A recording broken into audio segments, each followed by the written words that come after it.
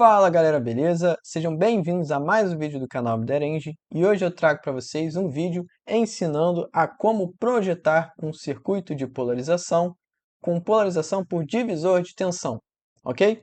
Então antes de começar, peço para vocês curtirem, compartilharem e se inscreverem, além de seguir o Instagram do canal, cujo link vai estar na descrição, beleza? Então, pessoal, estou querendo trazer esse vídeo aqui, que eu sempre quis trazer para o canal, como uma forma de ajudar o pessoal que está aprendendo ainda o conteúdo de eletrônica, né? E se deparou com a necessidade de fazer um circuito, projetar um circuito de polarização.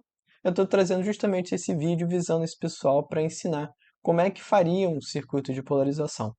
Então, justamente por causa disso, antes de começar, eu queria destacar mesmo é que para eu poder realizar o projeto do nosso vídeo, eu estaria utilizando como referência os dados que eu coletei no último vídeo que dediquei para identificar, através da leitura das folhas de dados, os limites de operação e a faixa de valores de beta-DC do nosso transistor BJT-BC547B que estarei utilizando nesse vídeo, ok? Então, caso vocês não saibam como identificar na folha de dados os limites de operação e a faixa de valores de beta-DC e também os valores característicos, como eu mostro lá naquele vídeo, peço para vocês assistirem primeiro aquele vídeo onde eu ensino como identificar esses dados, que vão ser essenciais para o nosso vídeo agora de como realizar um projeto de um circuito de polarização por divisor de tensão, ok? Então eu peço para vocês assistirem lá para virem preparados para vocês também saberem ter esses dados para vocês conseguirem projetarem para o circuito de vocês. Beleza? Então vamos lá. A gente vai agora iniciar nosso procedimento de como realizar o projeto, né? Como projetar. Primeiramente, para a gente poder projetar, a gente vai realizar uma análise, tratar o nosso circuito, trazer ele para uma análise DC, ou seja, vamos trazer o nosso circuito em regime DC. E o que isso quer dizer? Isso quer dizer que a gente vai visualizar o nosso circuito considerando que a frequência linear de operação era igual a 0 Hz. E o que isso quer dizer em outras palavras? Que, na verdade, quando a gente traz o circuito para uma frequência de 0 Hz e a gente tem presente neles capacitores existentes neles, esses capacitores eles vão ter justamente sua impedância capacitiva sendo definida pelo inverso, a sua impedância capacitiva em função do inverso da frequência linear de operação. E quando trazemos nosso circuito para análise DC, vamos trabalhar ele com análise DC, nós estamos justamente fazendo com que essa frequência aqui que está dividindo essa fração aqui que calcula a impedância capacitiva, ela justamente faz com que seja uma fração que tenha divisão por zero, já que tudo aqui embaixo vai ser igualado a zero, porque vai ser zero vezes tudo aqui embaixo. Fazer com que essa fração aqui tenda ao quê? Ela seja 1 sobre zero, então ela vai tender ao infinito. Ou seja, vai fazer com que a impedância capacitiva desses capacitores que a gente está visualizando no circuito, eles vão justamente ficar em qual formato? No formato de abertos. Eles vão abrir, beleza? Então, justamente por causa disso, para iniciar o nosso projeto, a gente vai ter que analisar o nosso circuito em regime DC, onde que vai ocasionar dos capacitores que estão presentes nele abrirem, ok? Agora, a próxima etapa que a gente vai estar realizando depois que passou o circuito para análise DC é justamente que a gente vai estar trabalhando agora com esse modelo do circuito, que é fruto da análise DC do nosso projeto. E o que vai acontecer? A próxima etapa vai ser justamente a gente vai redesenhar o nosso circuito para um modelo equivalente do nosso projeto, que vai ser mais fácil de poder se trabalhar e fazer os cálculos. E como vai ser esse redesenho que a gente vai estar fazendo? Vai ser meio que um macete na área de eletrônica quando a gente vai querer projetar circuitos de polarização. E esse macete, de forma focada aqui, qual que é o intuito dele, o foco dele, é que, como vocês podem observar aqui, existe esse nó que está sendo alimentado por essa fonte de tensão VCC aqui, certo? Onde que ele alimenta, a fonte VCC está alimentando esse nó, onde que ele se ramifica em RC e em R1. Mas o que que acontece? Nós podemos fazer um redesenho do nosso projeto, onde que, ao invés da gente ter uma fonte VCC no nosso circuito para a gente visualizar, nós redesenharemos o circuito com duas fontes VCC de mesmo valor, ou seja, duas fontes com o mesmo valor da fonte VCC do circuito original. E aí, com essas duas fontes que a gente vai trabalhar, o resistor R1 que estava conectado aqui neste ponto de RC, nós giraremos ele para o lado esquerdo, conectado à fonte VCC de mesmo valor da fonte VCC original, do desenho original, fazendo com que a gente tenha esse novo desenho do nosso circuito de polarização, que vai gerar o mesmo comportamento de polarização do nosso transistor em ambos os modelos. Vai ser equivalente à polarização do transistor nesses dois circuitos. E o benefício dele é que, não sei vocês, mas eu vejo esse redesenho aqui, esse novo modelo, essa nova forma de visualizar o circuito de uma forma bem amigável para se trabalhar. Que agora a gente não vai ter mais essa preocupação desse nó, de uma divisão de corrente que ocorre nesse nó aqui, que seria bem chatinho para a gente realizar nossos cálculos. E aí, por conta disso, a gente vai estar agora dividindo nosso circuito em dois lados, o lado direito e o lado esquerdo, ok? E aí, o que que vai acontecer? Com esse novo modelo aqui, esse redesenho do circuito, né, da nossa nova forma de trabalhar e projetar o nosso circuito de polarização, o que que vai acontecer? O próximo passo que a gente vai estar fazendo, que é justamente essas conexões todas aqui, essas 4 conexões aqui no terra, eu estarei unindo todas elas num só nó. Então, eu vou redesenhar novamente o circuito com uma conexão comum entre todas essas conexões aqui onde estavam conectadas no terra, estarei indicando aqui, especificando que elas estão todas conectadas num só ponto, ok? Num só nó, nessa linha toda aqui embaixo.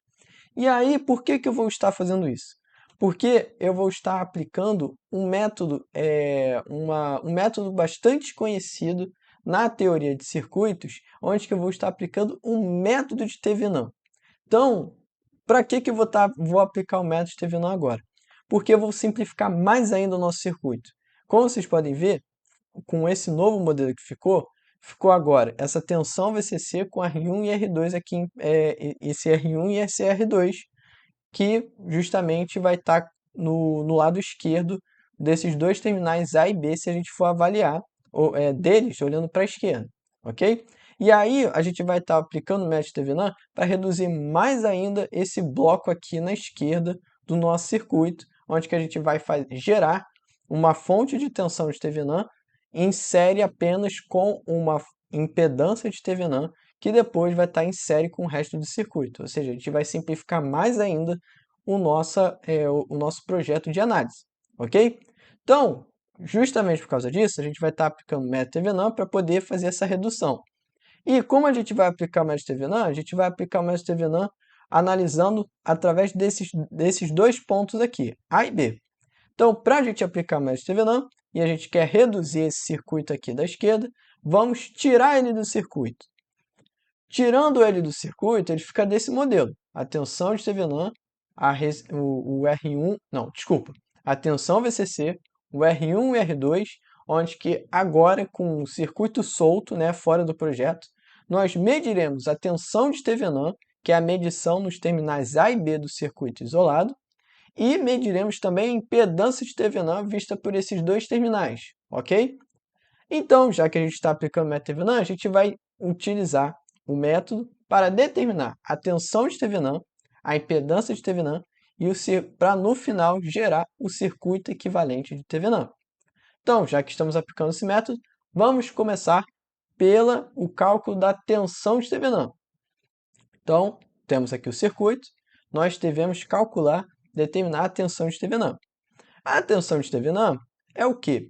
É aquela tensão que no circuito, quando ele está isolado, né, é como se a gente fosse pegar um multímetro e medir a tensão nos dois terminais do circuito que a gente está avaliando do ponto de vista. Então, no caso aqui, se a gente fosse medir a tensão de TVNAM, vamos pegar o circuito, pegar as duas pontas multímetros e medir em as duas pontas entre A e B, a tensão entre A e B. E como vocês podem observar aqui, se a gente mede a tensão entre A e B, nós estamos medindo em paralelo justamente a tensão do resistor 2. Então, em outras palavras, a tensão de TVNAM que a gente está medindo é justamente a tensão do resistor 2 desse circuito aqui. E, destacando, esse circuito aqui, como vocês podem ver, ele está isolado. Então, não tem nada aqui na direita entre A e B, está aberto, tá? Esse aqui está aberto, ok? Então, justamente por causa disso, e por conta do modelo, nesse modelo aqui, a gente tem uma fonte de tensão em série com uma resistência de R1 em série com uma resistência de R2, ou seja, a resistência dos componentes ela é a mesma corrente, então a corrente dos resistores aqui é a mesma dos dois resistores, então a gente pode aplicar uma fórmula do divisor de tensão, onde que a tensão de TVNAM vai ser a tensão de R2. E para calcular a tensão de R2 aplicando um divisor de tensão, nós pegamos a resistência do R2, dividimos pela soma das resistências e multiplicamos pela tensão total medida do somatório das tensões dos resistores, que é igual à fonte de alimentação que está alimentando eles. Beleza?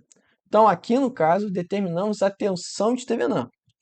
Agora, determinada a tensão de TVNAM, vamos determinar agora a impedância de TVNAM. Como é que a gente vai determinar a impedância de TVNAM? Bom, a gente vai pegar o circuito isolado, tá? O nosso circuito isolado, e agora desligaremos todas as fontes independentes. Como a gente está trabalhando com uma fonte de tensão, então a fonte de tensão a gente curto-circuita ela, a gente fecha, tá? A gente vai fechar ela.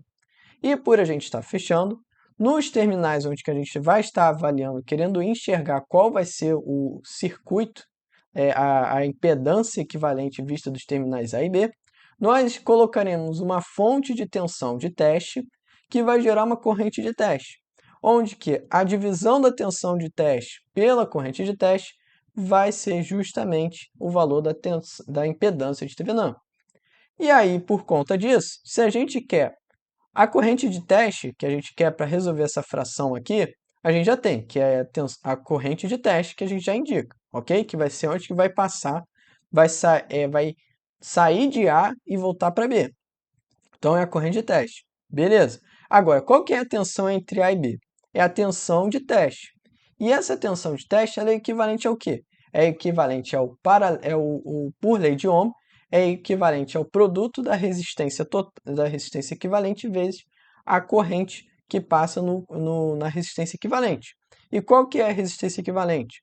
Vai ser o paralelo de R1 e R2, então aqui, beleza, multiplicado pela corrente que passa nesse paralelo, que é a corrente de teste.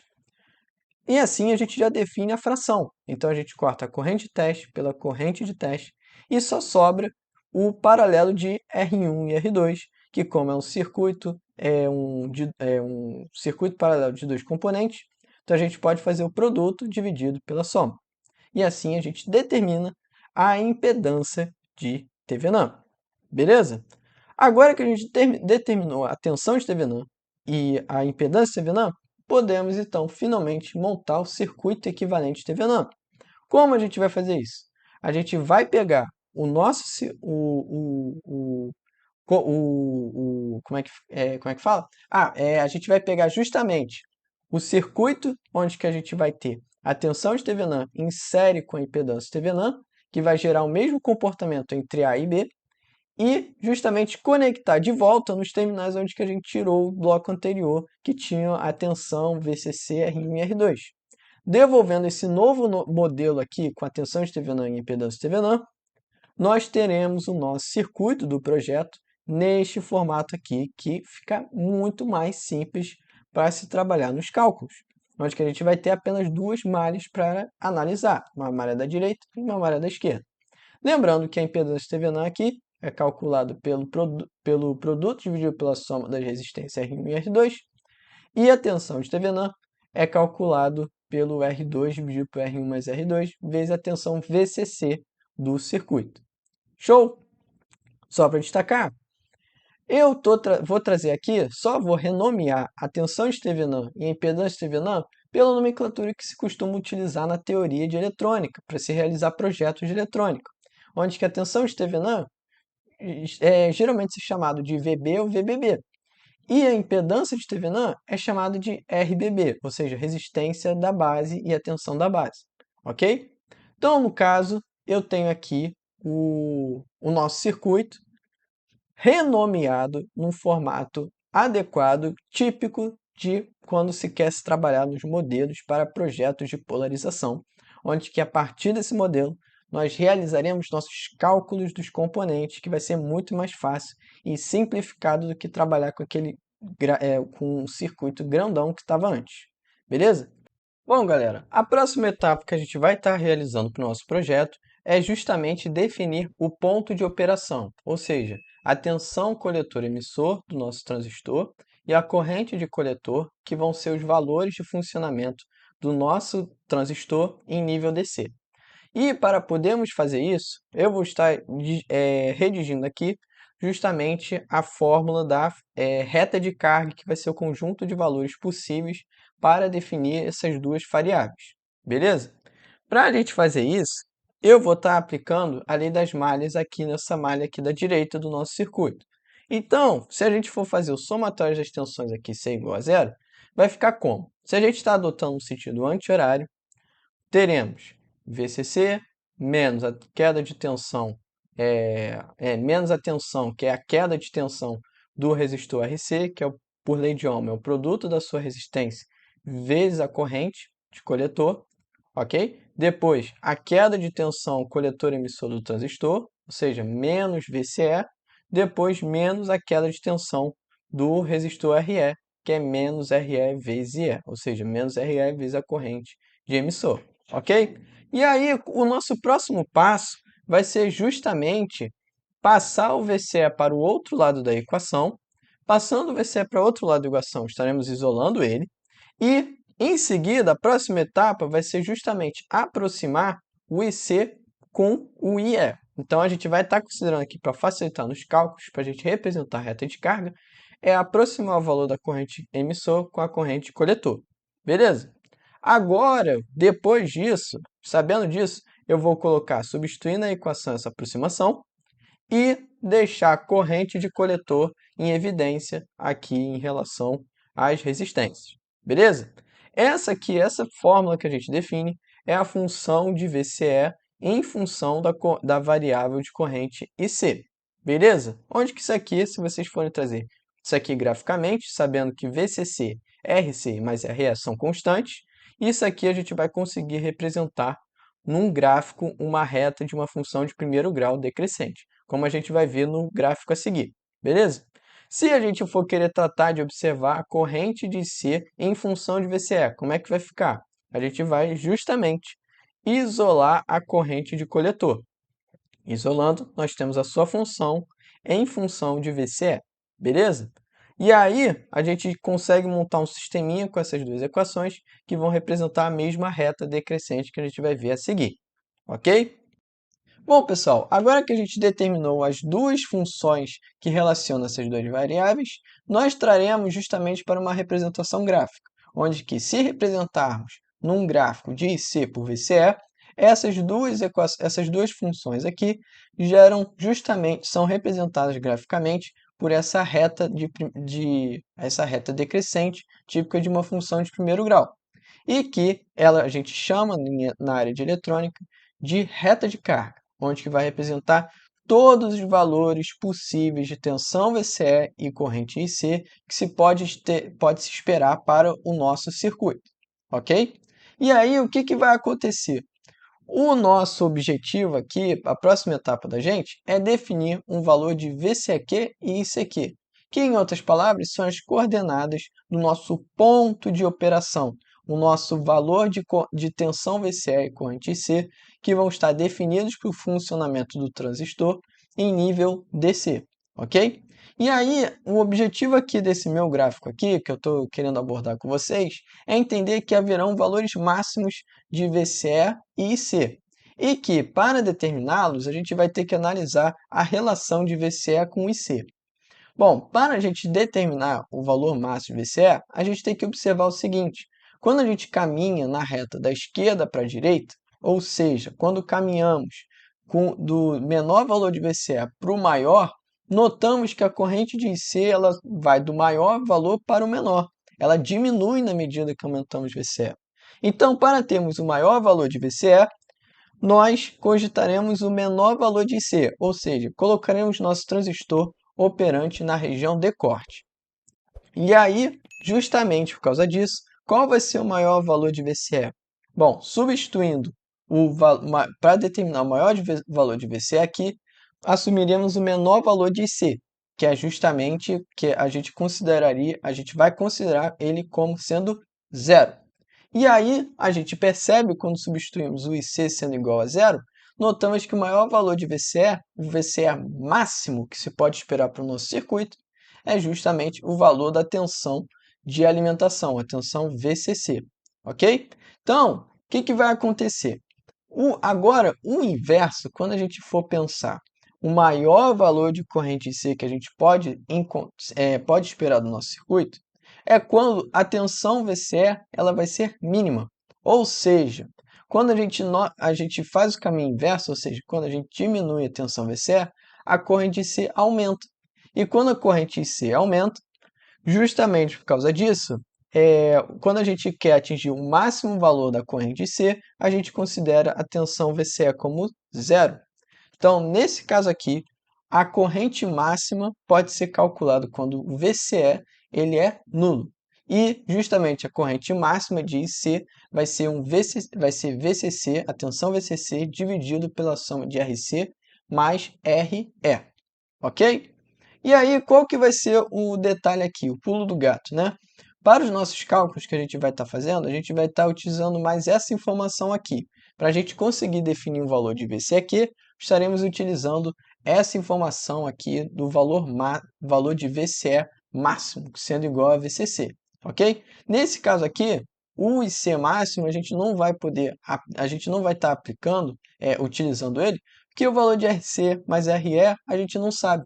A gente precisa projetar ele, então a gente não vai estar utilizando ele como um valor, um critério para a gente estar utilizando, um valor específico para a gente estar utilizando para determinar o ICQ.